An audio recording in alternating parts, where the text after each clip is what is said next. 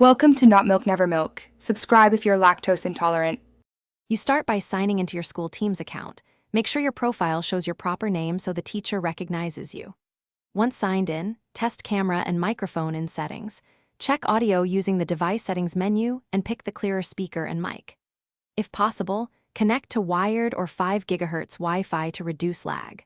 Then open the calendar or Teams class channel, find the scheduled meeting link, and click Join so you're ready before class begins. You manage the meeting once you're in. Mute when not speaking to minimize noise, and use raise hand to participate in order. When presenting, choose Share and pick Window or PowerPoint Live for smoother video and preserved slide animations. This prevents screen flicker. If the teacher enables breakout rooms, move in when assigned and collaborate using chat and whiteboard tools. Also enable captions if you need them.